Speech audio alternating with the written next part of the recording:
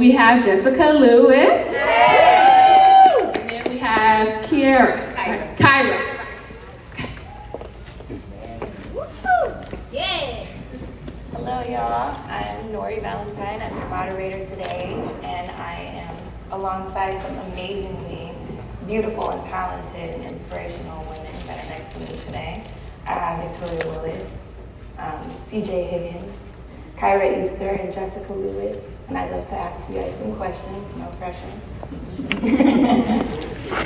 Okay, so Victoria, who inspired you to be a leader and why? Who inspired me was my father. I watch him every day. I study him. He's the best in the industry. I'm a public adjuster. I advocate for policyholders who suffer property damage at their residential and commercial properties. The insurance company is never going to pay you fair or right, so I step in for the people and advocate for them and make sure they get paid accordingly. That is amazing. Thank you. And Miss CJ, can you tell us what we do? My aunt raised me, and she was an amazing woman. Unfortunately, we lost her in 2020, but she inspired me. She was one of the first teachers to go over in China. She could to go over in China, and she was just a pioneer in the environment of education. She was a teacher when I was younger. Then she became an administrator. And she just did so many things. She brought in reading, hooked on phonics basically. She brought that to the Oakland Public Schools. And she was a pioneer in her, and I just love to see her and see how she just impacts different people, especially children. That's beautiful, educator and advocate. I love that. And what is it that you do? I am I'm sorry, I'm a little nervous.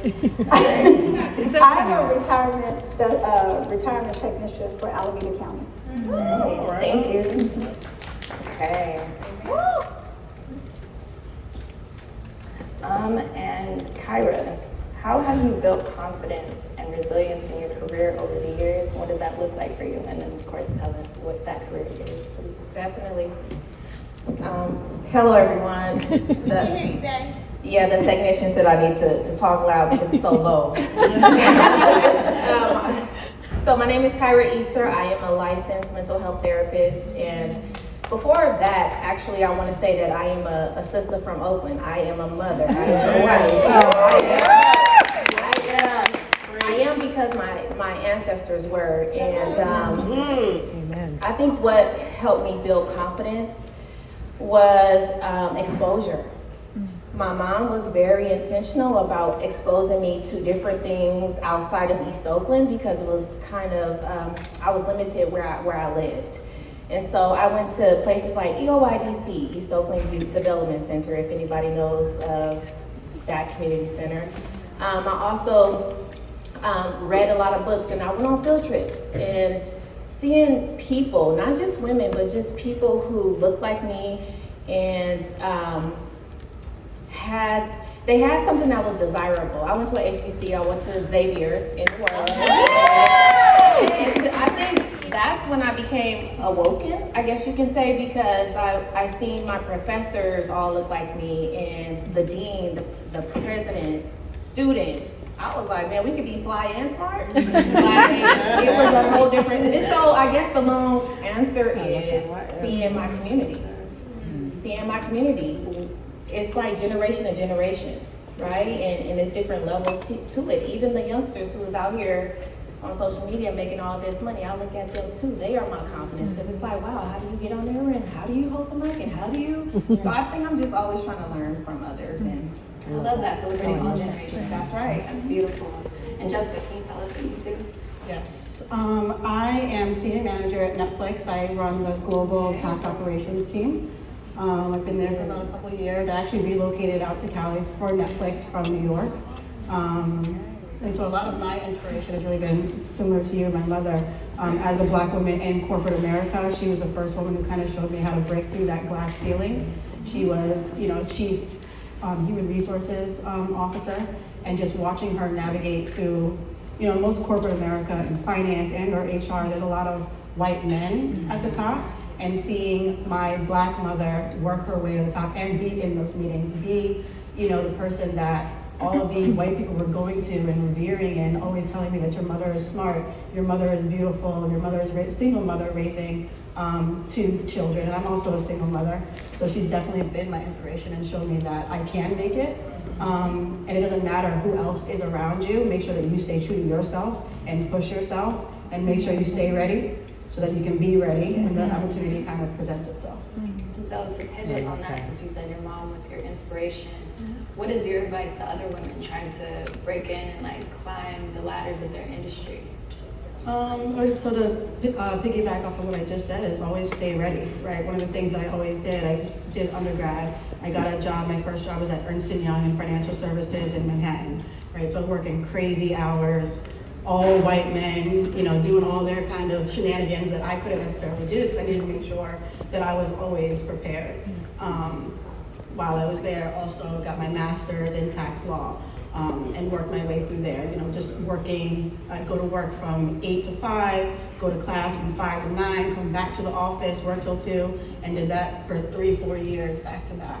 So that when I did get my first opportunity in corporate America, I was prepared. There was no situation where I was gonna be in an interview and I wasn't gonna have the credentials or the experience that I needed to have. You can tell me no because I'm Black, but you're gonna feel that, not me, right? I'm gonna be there, and so.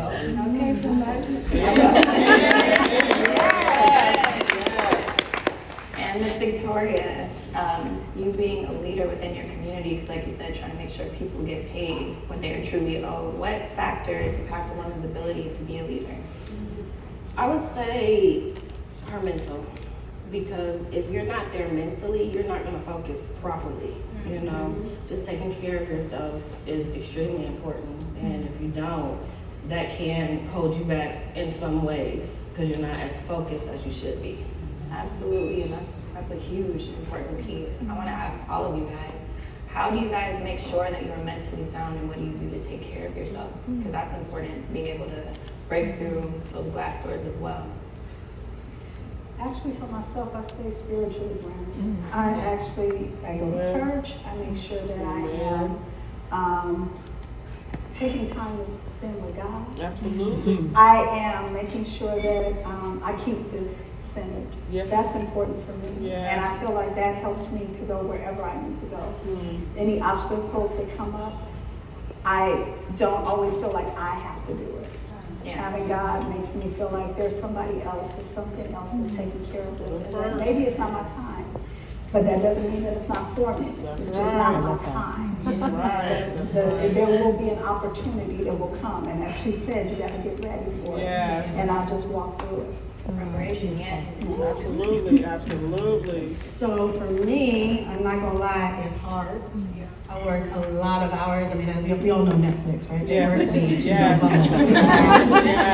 I mean, I think I kind of have a few. I'm in accounting, right? So I do year-end work and filing financial statements, and I literally got no sleep overnight, all-nighters, right? My team as well.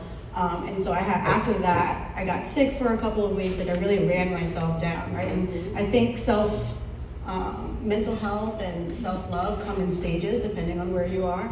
And sometimes you have to kind of step back and look at yourself and be like, what do I need now? And also give yourself a little grace too, right? Don't be so hard on yourself, because you just really have to take stock in where you are in the moment. And for me, it was, I started working out. This is the first time I probably worked out in 6 years, right? And then I'm gonna have some trouble walking because it was leg day today. But, but it's I schedule it in my calendar, right? So no one's blocking meetings. I don't have an excuse because someone scheduled a meeting on my calendar. I'm going to the gym, that's my time. And so everything else is gonna come after that. And hopefully that time can kind of give me some clarity. I can even think about stuff at work possibly, the things that just aren't pressure, right? And just, I think the key is really to give yourself grace and realize that self-care and that self-love will adjust and will change depending on where you are in your career, where you are in your life, emotionally, marriage, dating, whatever the case may be. So just take some time to look within and see what you need and give yourself that grace. That's right. I want to say what I do is I say no a lot. I say no to friends, to family, My children, I'm a mother of 4, they even know when mommy is having her time. Thank God they're a little bit older. Now, when they were younger, it's hard to, like, Yeah, you have to, like, I don't understand that. They don't understand. But it's also modeling for them what it means to have boundaries, right? I'm teaching my children and the students that I work with, how do you say no? And that should be a normal part of life. That way, no man, no woman, nobody can come and make you feel bad for saying no. Get real comfortable with it. And then lastly, what I try to do every night or every morning is I say, what am I proud of and what do I want to improve? And that, for self-care, it's important to me because I am a servant. I am a Christian as well, and I'm very mindful of how I treat people, how I interact with the world. And so I'm like, okay, am I proud? Did I represent God well? Did I represent myself, my family well? Because that contributes to my happiness. And then I also say, what do I want to work on? Because that will contribute to my happiness. I become probably upset or angry with myself if I don't spend that time learning what I could have done differently that caused me grief. Thank you, I like that. And especially one thing I did take note of, I know for me personally, people like to think that your career and your spirituality and your well-being are 2 separate things. I think they're very heavily enmeshed. And Ms. CJ, when I looked at your bio, what really got me was at the end it said that you live your life by saying yes to God. Can you elaborate on that a little bit? Amen. Yes, I said yes to God when I was 21. And ever since then, my life has changed dramatically. Before that, I was a person who was going to take the world by storm, at least that's what my mind I was going to do. And I was going to be this power woman that had a nanny that wasn't really going to be active with my children, and I was going to have a personal assistant at that time because I'm 58. It was no personal assistant. I guess I thought I was going to have a secretary who was going to go get them laundry. Somebody was going to be at home. I just had it all in my mind how it was going to be. But when I said yes to God, I learned to be a servant. Yes. And when I learned to be a servant, and then be a I had servant. these awesome kids. Absolutely. And I'm so glad that I didn't have a nanny. That is not what I would not be the person I am today without having my children. They challenged me. They have made me a better person. I am so much nicer than I was. Anyone who knows me prior to kids are like, thank God you had those kids.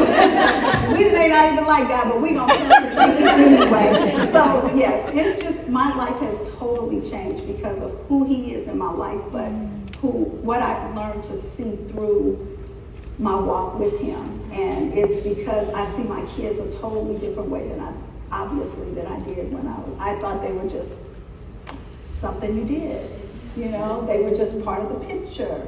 And I'm so glad that that's not who they are. I have a relationship. I'm very glad that I have a relationship with my children, and I actually have a relationship that I'm happy about. And I believe that they're happy with it. I hope they are. I love that, living on purpose. On purpose. Absolutely. So I know upstairs, one of the things that we talked about was a part of that balance is implementing love into your life. And while love can look like your children, it also looks like relationships and dating. How have you guys navigated that while still making time for your passions and for what you do within the work world? It's hard. It's hard because a man doesn't understand your grind and what you have to do to get there. So they're always complaining, or they want more time, and it's like, well, I gotta do this for me. So it's really hard to find somebody, who has the same focus, the same goals, to just, grind with you. So far, that's how my experience is. Well, I had a different experience. I did feel very supported when I was married. And the other thing is, even my friendships, I had to decide which was more important in general to what was, ultimately, I had to decide, did I really want to climb a ladder? And it's amazing to be around women that have done it. But for me personally, it was not something that I felt like I needed to do when I was younger. It was something that I needed to put on the back burner because I needed to keep my family. There was a certain way I wanted to raise my kids. There was a certain way I wanted to have relationships with my girlfriends, and taking time and getting where I'm at today. Those friendships have helped me get there because I know who they are and they know who I am, and we've been able to do things together. I've had challenges and they were there when I needed them, and I didn't have to question were they there because of what I do now or what I have now. I knew that they were there because of who they are and who I am as a person. So, I might not be the best example, but I am an example. I have 2 boys. My oldest is 16, my youngest is 5. I was in a 12-year relationship out of college. Ended that one. I've also been married. The wedding was on TV. That ended after a year. I think one of the things that I try to do is never compromise myself, but also there is a balance, right? I can't compromise what I believe is important, what I want to push towards. But at the same time, if I also want to climb up the corporate ladder, which I believe I have, I run a 7-person team, global team operation for Netflix, right? Like I'm kind of doing the damn thing, I also believe in having love and dating and going out and taking care of my children and doing things with them, right? So I believe in that balance, and it's not always going to be 50-50, but it's kind of placing like when can I, and you're just constantly adjusting. But I believe that love is important. It makes a whole person whole. I don't believe you can get through anything in life without having someone to lean on, someone to support you, someone to help you check yourself. Right? Sometimes it's that mirror. Sometimes that person, it's better to not have them be in that corporate environment with you, or that we're not pushing towards the same things. Like I can learn a lot of things from, that other perspective, right? It's like things I need to learn about myself. If the relationship didn't work out, what the hell is going on with me? It's not always that other person, but I can also take from it from myself and maybe use that in relationships in my career. Right? Because you always have to, one of the things to me in order to move up and really get anywhere is the communication and relationship. That's what I've learned from I call them Whitmans, sorry. But that's my code word. But that's kind of really the biggest thing that I've learned. Yeah. Exactly. But that's what I've learned is that they communicate, and it's really about relationship, right? Some people can be not the most intelligent, not have all the credentials, whatever the case may be, but it's those relationships that you form. People need to have trust. People need to know who you are, and being with other people and finding love and children, right? Or they're kind of like that mirror or window into yourself, right? And learning how to build those relationships. And I think that will carry you everywhere. Dating is still a part of marriage, and so we've been married for about 9 years now, and I must say, climbing my own ladder, career-wise, it makes me tired. I'm exhausted, and so communication is very key when I'm talking to my husband, like, not tonight, or please don't touch me, and nothing that you can say too. And gratefully I have a partner, because that's truly what it is, it's a partnership, right? To understand that as a woman, we have, it's called, we are spiked up during certain times of the month, right? Like that's when we want it, that's when we feel beautiful. Some people probably feel beautiful every day, but for me, I'll be like, wait to ovulation. You know when ovulation is? Okay. That's when you tap my shoulder, okay? Sorry, I'm not young. I may look young, but my body is different, right?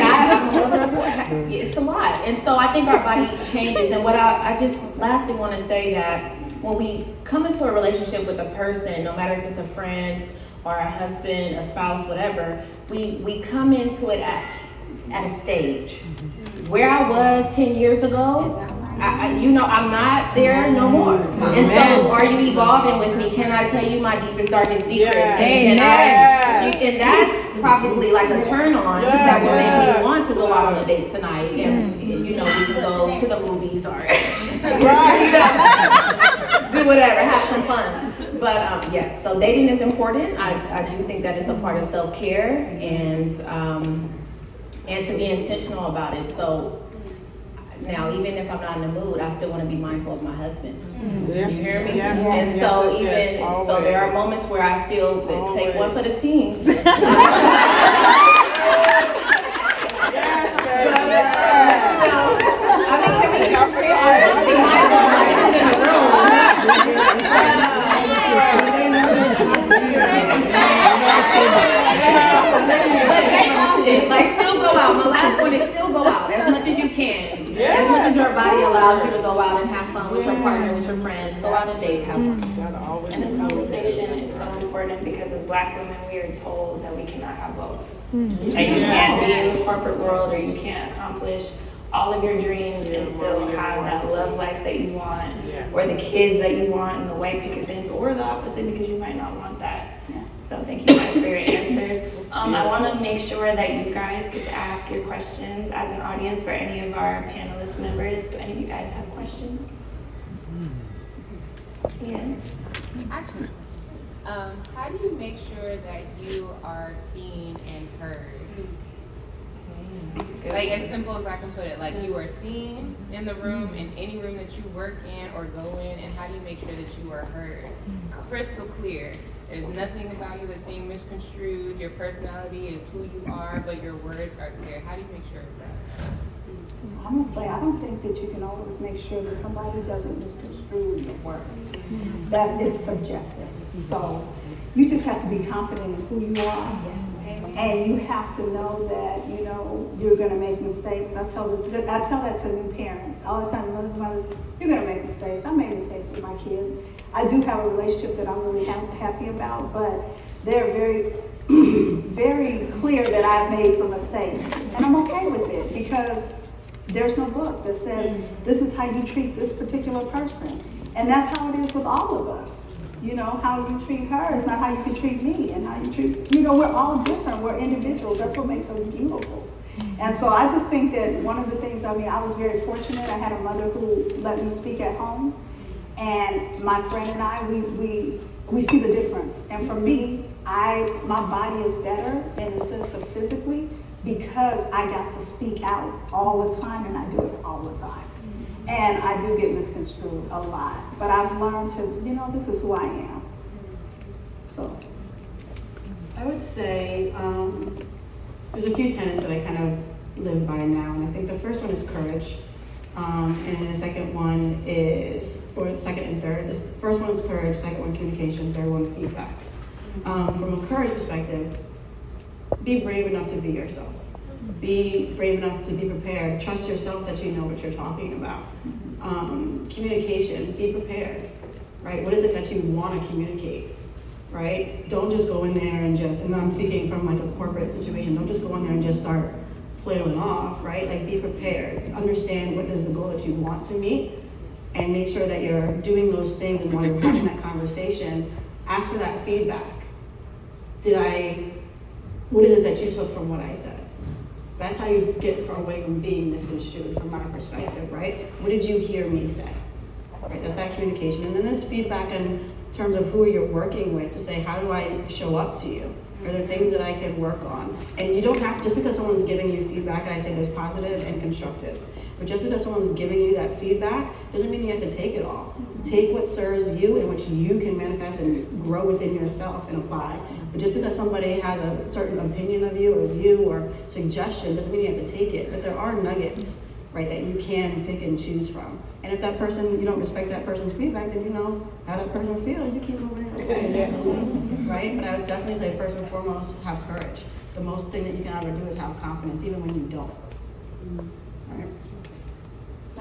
I can say for me, you know, get comfortable. This world is not nice. No. Get comfortable with the fact that people are going to make comments. They're going to look at you a certain way. They're going to prejudge you a certain way, and none of it matters. Nothing matters. Your work precedes you. Your reputation precedes you. So that way, with that mindset, when you're going into a certain situation, when they're talking about you, so-and-so would be like, that don't sound like Kyra. Even if they don't say it out loud, let's say the person is like trying to, diminish my my reputation, that person, the other one who's listening, can say, that don't sound like her though. And so how I show up at work is always, I guess I don't need the power struggle. I don't need it. I already know who I am, what I do well, and I do want to say this. My mom taught me, don't have lunch every day with people. Be comfortable with yourself. Go have lunch in your car. Go have lunch by yourself. Go have coffee. Don't be cliquey at work, but be very friendly. So when you go into the office, one thing that I teach my students is when you come into the classroom, I'm a therapist, but I'm not a teacher. You come in and you say, good morning. Good morning. So people know, okay, so she's friendly, she's approachable and all that, but she don't talk too much about just her personal life and things like that, but she's very approachable, she's friendly. So yeah, I think just expect it and keep it pushing because they supposed to be. They are. Keep it pushing. Maybe they feel intimidated by what you have. And they're trying unconsciously or subconsciously to provoke you. And it's all about how you respond. And that's when you can say you're a boss. There you go. When you don't respond. There you go. Self-control is like the number one thing that is so hard to do. Like, can you really walk into a space knowing that people is talking about you and still be like, come on. So what's on this agenda today? How we doing? Y'all good? Y'all good? Okay, cool. Let's Boss. This is what I want done. This is what I want done. This is how it's gonna go. There you go. I think Good job. to sum this up completely, the vibe that I get on this stage from all the confidence that you guys exude. Absolutely. There are some people that walk in the room with their feet first, and then there's some people who walk in the room with their heart first. And you guys have so much heart, and I think, although I'm not a panelist, I will say that the best thing that I can tell you is if you walk in the room with your heart first, being your most authentic self, everyone might not see you, but they gonna feel you. Somebody is gonna feel you. The people that are meant for you are gonna feel you every time. And where can our people find you guys? You guys have Instagram? We have our website, which is For the People Public Insurance Adjusting. You can just go on Google and type in FTP Public Adjusters and we'll pop right up. I don't have anything. I stayed under the radar. This is my first time coming out, actually. I stay under the radar intentionally. So this is just a big, I have been off the grid intentionally. I'm working towards writing, and so I haven't started that yet. I'm on Instagram, it's nothing professional, right? It's Cafe Just Jess, it's easy, well, not that easy, but you can find me. And I'm open for any conversations or just a little anecdotes or anything that you guys need, definitely get a DM. I sound old saying that. Look, I am the same. I'm like, I ain't got nothing. But the way that the world is going, I realize that I want to be present. I have a social media on IG, right? Is that what it's called? Instagram. Yeah. TikTok, I like the videos, but I don't post nothing. But I think I struggle with, because I'm very different outside of work, which is acceptable. Right, I have my professional self and I have my fun self, and I'm like, ooh, I don't know how to manage or balance that, and I don't know if I have the time or care for it. So I'm like, okay, I just don't have nothing professional on my page. It's more so about my family and the things that I do like this. But maybe I need somebody to. Who can I hire? Because these youngsters need to be up on game, and I just don't know how to. I don't know how to have energy. I'm like, check it later. And I have to also say, easiest part would probably be Jessica Lewis at Netflix is probably the easiest. Okay. Well, thank you guys. You have a question? Yes, hello everyone. My name is Nairia. I have a question for all of you. So outside of what you're doing today, if you weren't doing what you're doing now, what would it have been? Ooh, nice. Wow. Nice one. I literally went into accounting and tax for the money, right? Like I remember doing finance, and I was in accounting and finance in high school. I was like, I'm never doing accounting ever. It's the worst job, but I got into it. So if I didn't have to, or didn't need, coming from a single parent family, you just always, kids need shit. So excuse me. I'll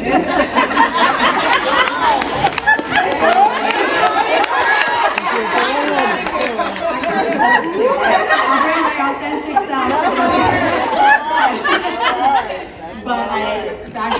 I had started a small catering company, right? Because I realized that the way that I show love is through my food, right? And so I always cook and serve people and always have parties, and I had a small catering company on the side, and I would do like movie premieres, like all little stuff, and just do all that. So if I could be, but I didn't have 2 children to take care of, I didn't have a mortgage to pay, right? Then I could really like be that starving artist and be like, I have to gig to get my money, right?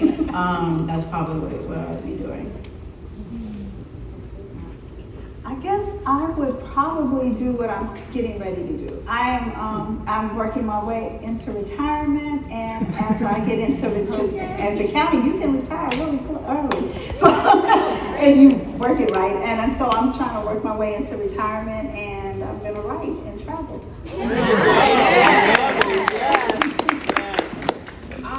I'm not quite sure what I would have done instead of what I'm doing now as a public adjuster, but what I know is I want to make a difference, how I'm making a difference in people's lives right now. When something happens to your home, that's where you live, you know. If a tree falls on the roof, where do you go? Right. You call me. And make sure you and your family are situated in a home that you don't have to come out of pocket for it. So I would still be helping people. There you go. Question. For those of you guys don't really do social media, can you tell us maybe like favorite book, something life changing, something that we can kind of take home? That's a good one. I have a favorite book. It's actually from my father. He's an author as well. It's called Shackled to My Pain, and you can find it on Amazon. Very interesting. Talks about him in the street life and then going over to corporate. So it's a very good read. Very good read. What's his name? Troy Willis. And what's the name of the book again? Shackled to My Pain. I think a book for me that I really, I think I'm all about knowledge. I love to learn. My favorite things to watch on Netflix is documentaries, and my husband hates it. I'm like, I've seen every documentary, about everything, even PBS. I'll sit there and just be looking at, I think this morning was Jimi Hendrix, like they were talking about his life. So I'm a learner. And a book that I really like, it's about trauma. And how to understand trauma, and how when trauma is not addressed, it begins to look like culture. Right? And so the name of this book is called My Grandmother's Hands by Resma Manikin. Oh. I know y'all know, some of y'all may know that. And also Post-Traumatic Slave Syndrome by Dr. Joy DeGruy. Y'all go check out them 2 amazing authors, Black doctors in our community.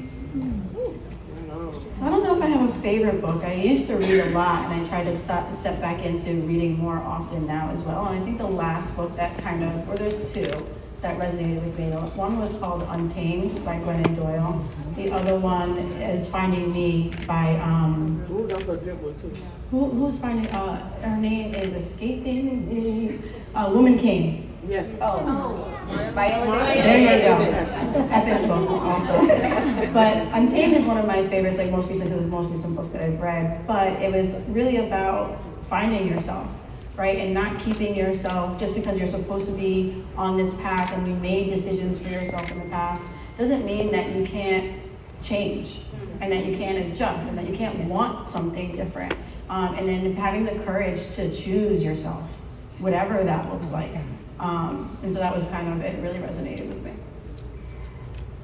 This book is really bad, and I think it changed my life, but not to the point where I actually remember the name of it. Because I actually like the content. I'm a content person, not necessarily a person who can remember, like, I can see a movie and tell you about it from beginning to end, but not the name of the movie. So I think it's something to do with, it's influence, I think it's something like influence people with the whole gist of it. Just let me get you the gist of it. Is that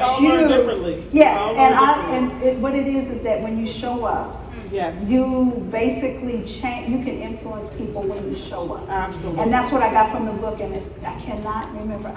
Thank you for that question. Is it it's an an opportunity to. Is it an older book? It is a very old. Dale Carnegie. Yes.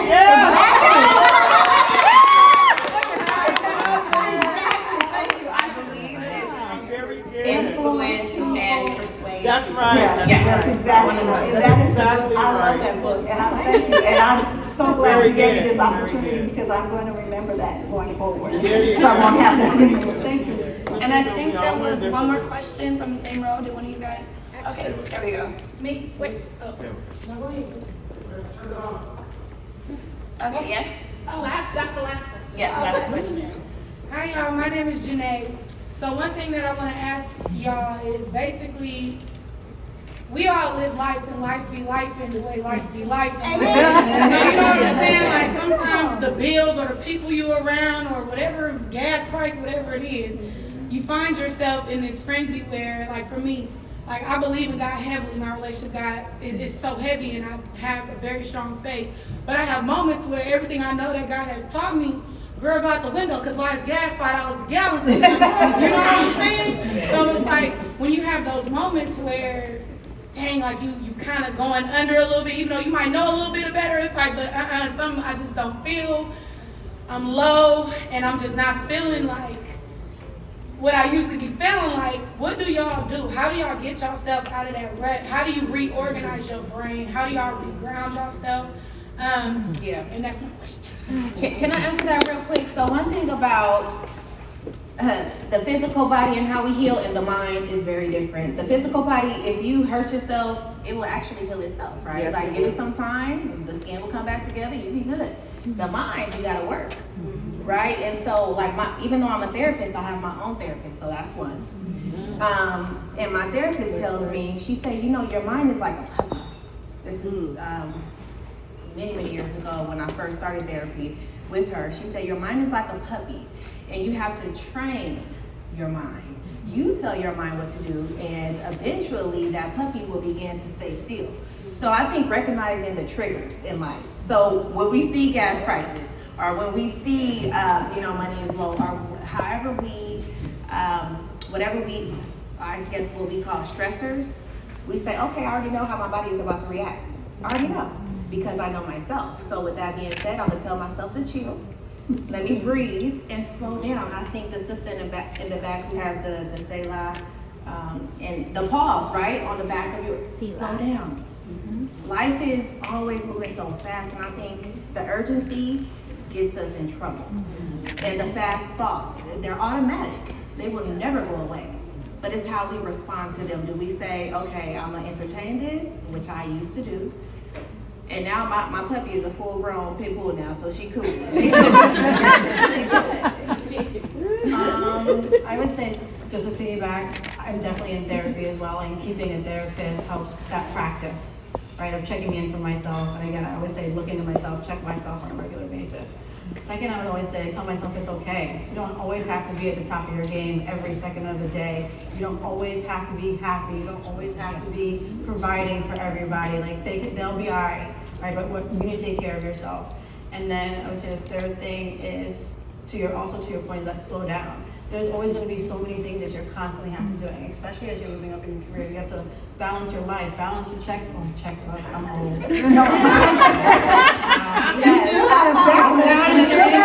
Balance your Venmo.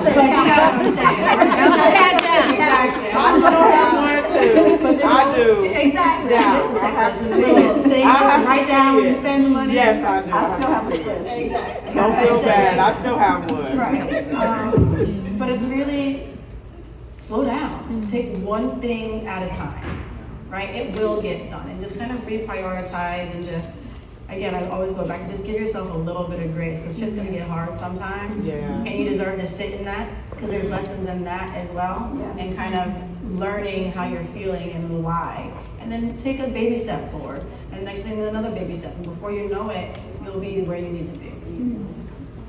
So I love that you said you love the Lord, and I've been there where everything, and like you say, kids need everything. I love the way you said it. But and one of the things that I just can't, I'm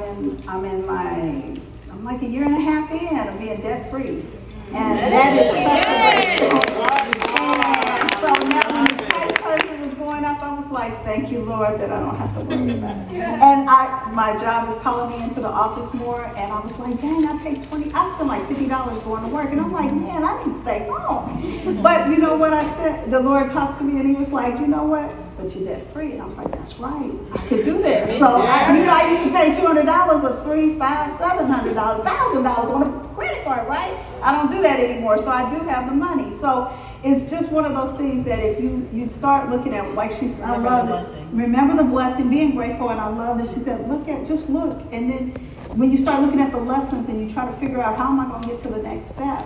Because maybe right now that's not your season. I've been debt free 3 times, and I did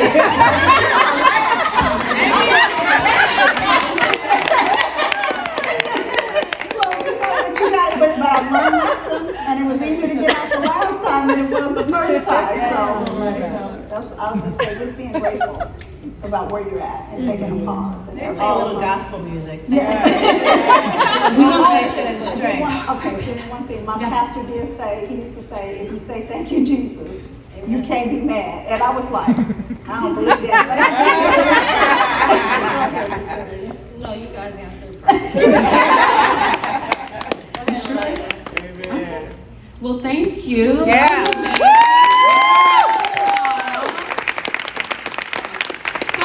right now, I want to bring up the brilliant mind behind this women's panel, Christopher Higginbottom. Come on up, the founder of Brilliant Minds at Work.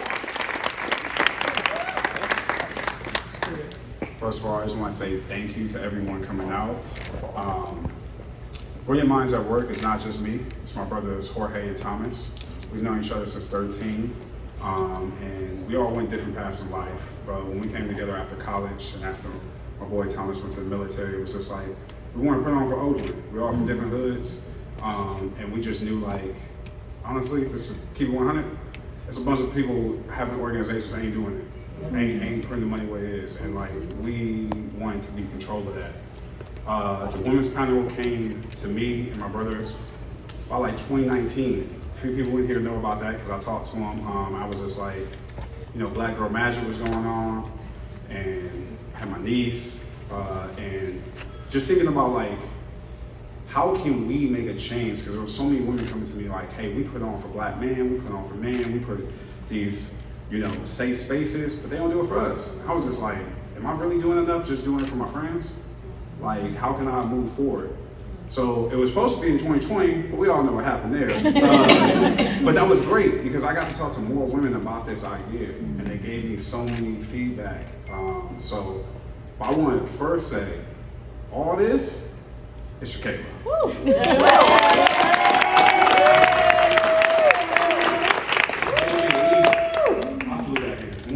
I wasn't worried about nothing. I came here like, cool, it's good. So like, we connected. She is an amazing event planner. We made sure that we connected with women to like, from the DJ to the photographer to like the event space. We were very specific about this.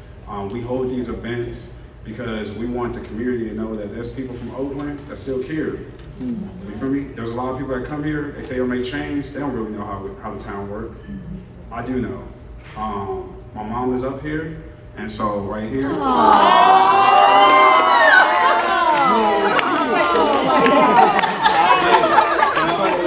I always wanted to say this, but God told me it was the right time and this is the right time. But like, you can't be what you haven't seen. My mom is a genius. Yes, she is. She is orchestrated what she's done for us. Out, she made sure I was in different things, even though I didn't want to do it. And sometimes we go back and forth. She's right. Y'all, she was crazy before. But with that, like, I'm not the thinker, the innovator, the genius I am without seeing my mom. And so, Mom, I appreciate everything you've done for me. You feel me? I appreciate, and I want to say this, that like, there's some advice that I would hope that if you have sons or if you know a man, some things that she taught to me very early. And one of the biggest things, like, you told me, whenever I meet a woman, leave them where they're at or make them better. Amen. And that's been a blessing. And you always told me, as being Afro-Latino, like, know your roots, know who you are, but also when you walk into those rooms or walk into those boardrooms, have that, ego as a white man and tell them to shut up and listen to you. And that's got me where I'm at to be able to work, especially in the political field. So like, who I am is through the women that has been here also. I want to give a shout out to my god sister, Nicole. Nicole, can you stand up?